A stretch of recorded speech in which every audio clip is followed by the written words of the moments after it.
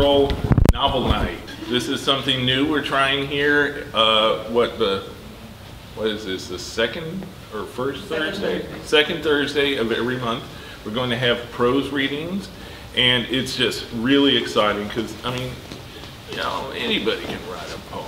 But, you know, to write a book, you gotta sit down and, you know, you're doing the same thing.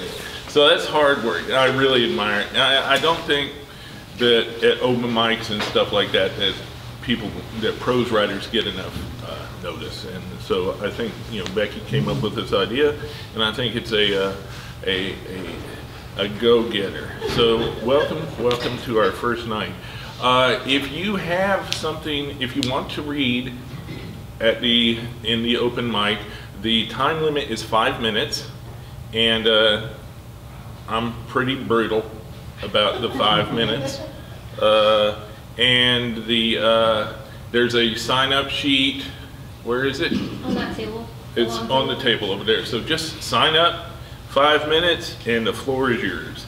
But first, we have two readers, and then Becky will give a book talk about, you know, a nice fiction book that we have at the store.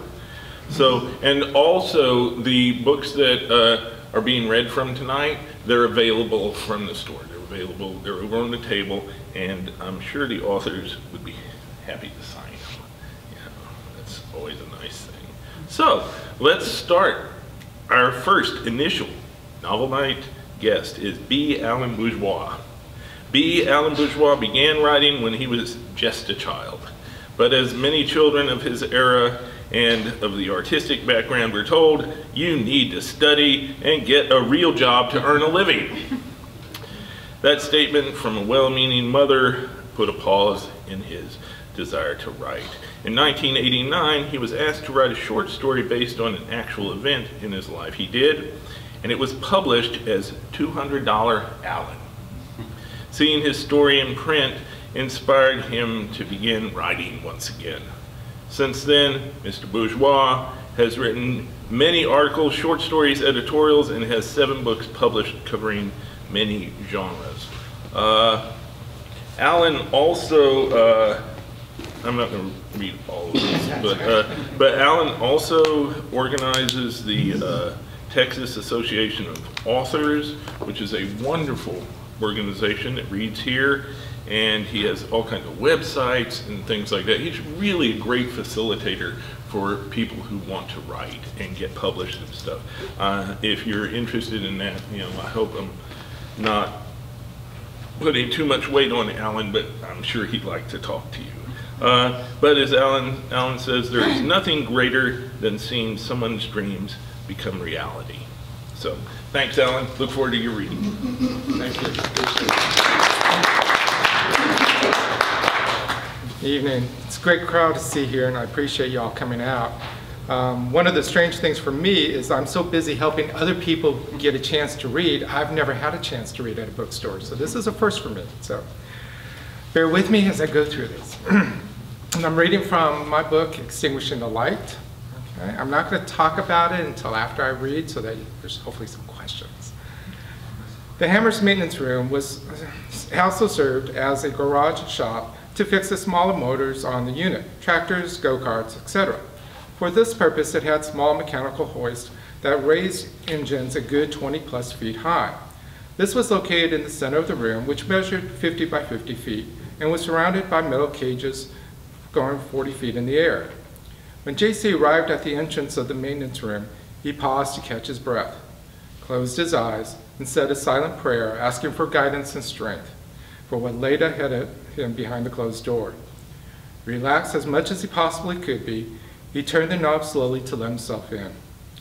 The room was well lit, and he stepped in nice and easy.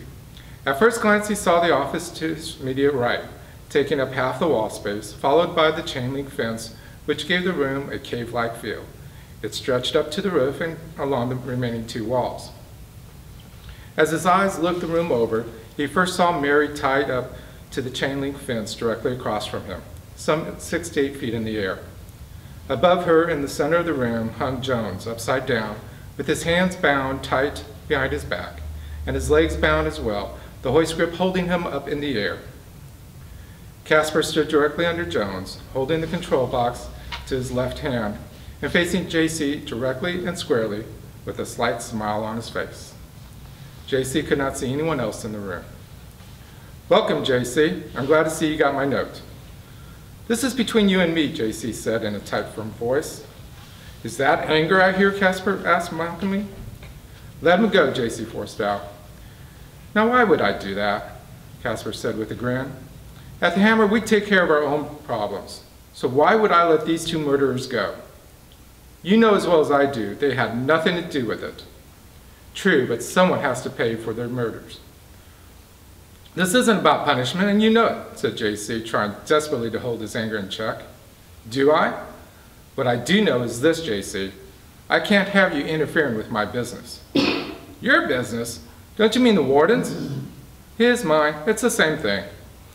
"You're just a glorified gopher for him, and nothing more. You know it." "I'm the boss of this unit. What I say goes," Casper said with a tone of anger in his voice. "Why punish them for what you did? Let them go. I implore you, let them go."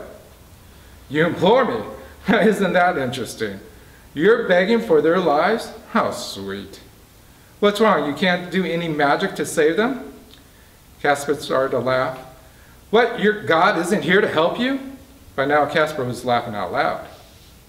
JC took that time to look around and try to figure out what Casper was up to. How were Mary and Jones' lives at stake?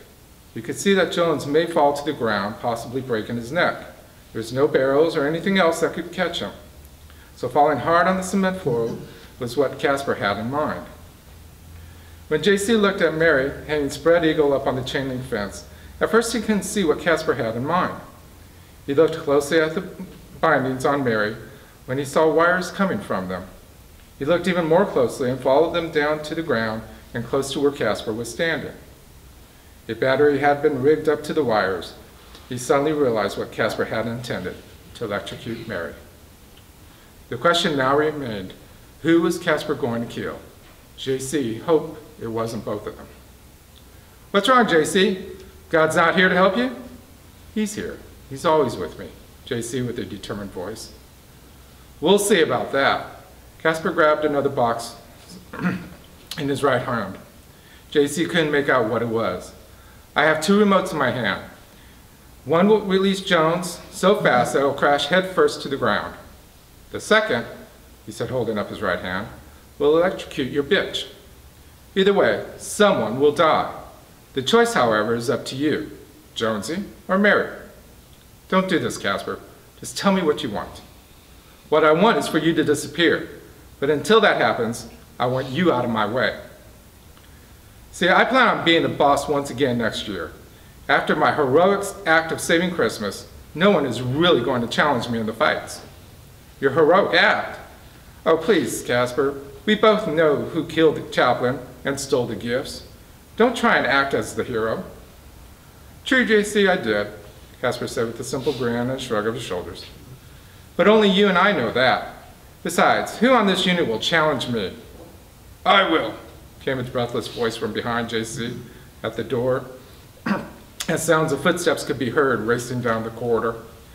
Jasper cocked his head as JC spun around to see who had said it. The captain, leaning on the doorframe slightly inside the room, was gasping for breath when the rest of the group caught up. "Oh, please," responded Casper when he saw Captain Smith. "The warden will shut you down in a heartbeat." "Don't be so sure of that," Smith said as he stood up straight and stepped further into the room, allowing for the others to step in. "Trust me, you're no threat to me," Casper turned his focus back on JC as he continued. "Now, as I was saying, the choice is yours. You can agree to back out and become a ghost until they shut up and ship you out, or remain a pain in my side. It's up to you. Save them or kill them. Which is it?" "Save them," JC hollered at her quickly. He knew there was no choice in the matter, and besides, he wasn't there to be a pain in anyone's side. "Let them go, Casper. I'll try to stay out of your way." "Sorry, but I don't believe you," Casper said as he pushed his thumbs down on each button of the respective boxes while throwing the boxes directly at JC as he rushed forward. Both boxes flew up in the air as Casper began to run past him towards the front door. JC watched in dual horror as Mary was being electrocuted and Joan's body began to fall to the ground. He knew he would have to catch both boxes fast to save them.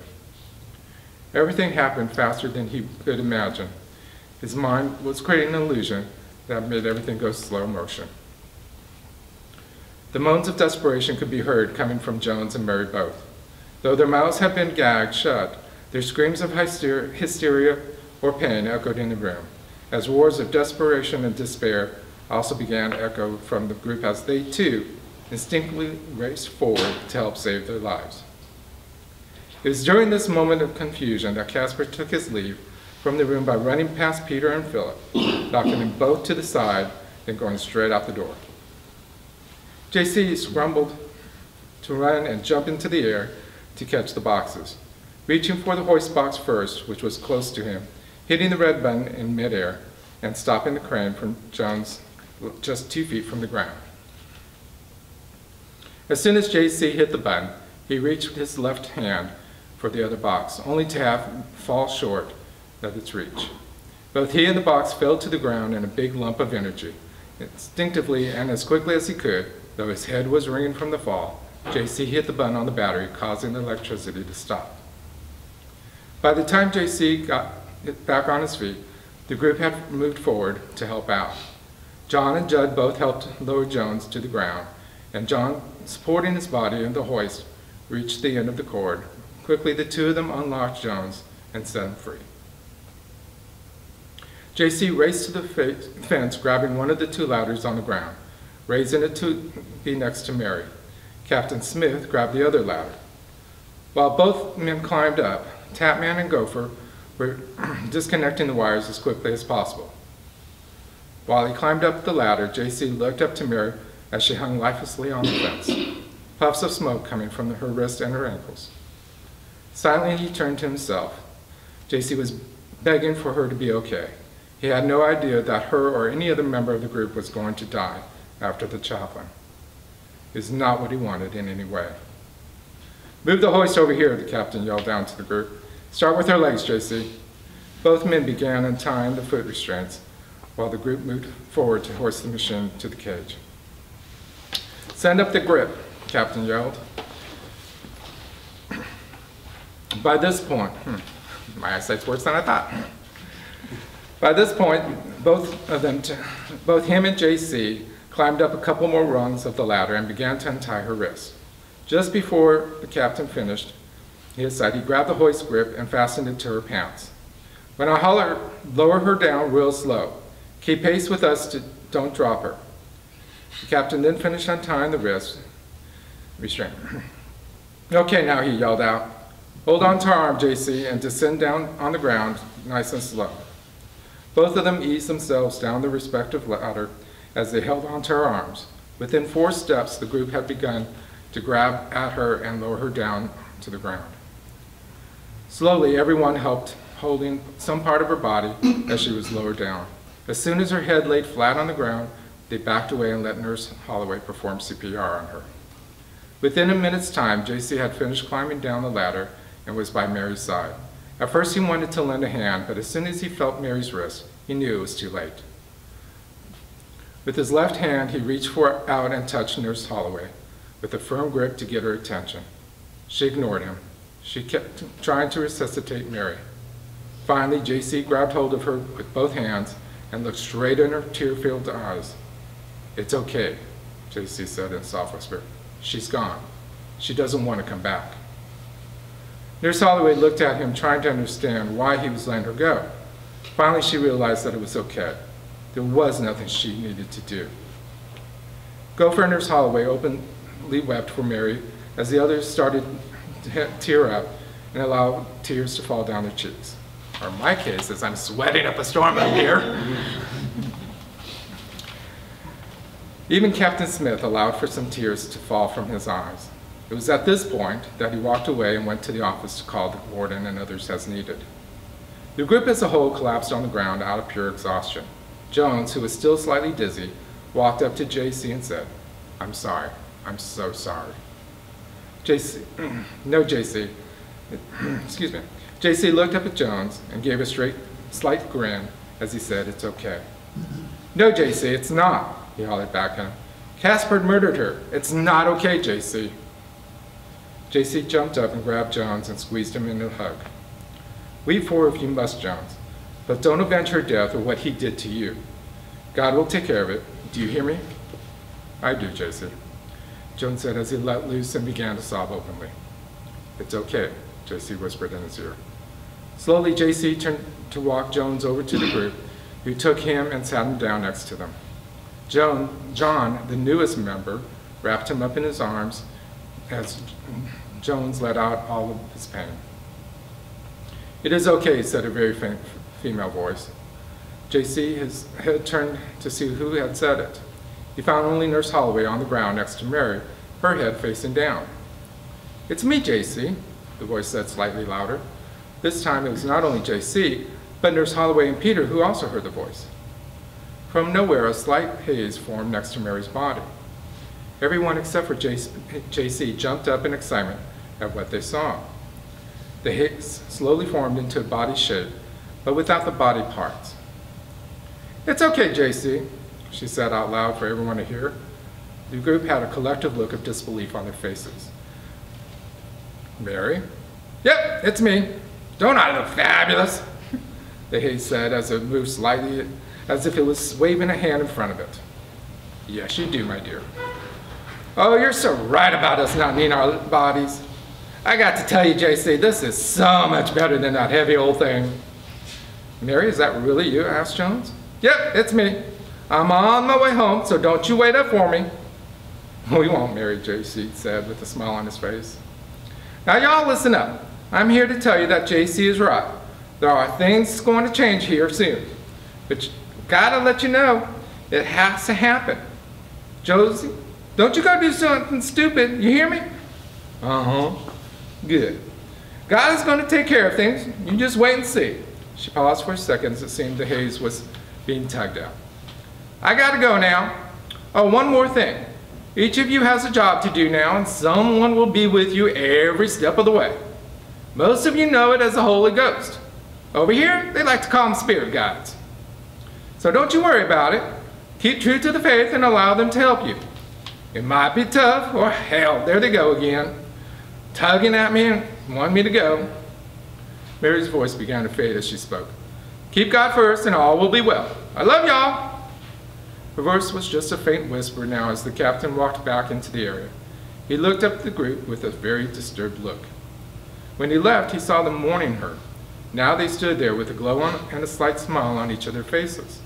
They were all looking at the same direction. When he looked at the area, he couldn't see a thing. He then quickly looked back at the group, who was now looking at each other and at a variety of places. By the time he walked up to them, the group was discussing what they had seen.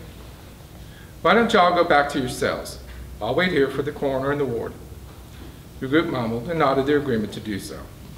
"Nurse Holloway and JC, I need for you two to stay with me." "Sure," they both said, which they already had known. That's it.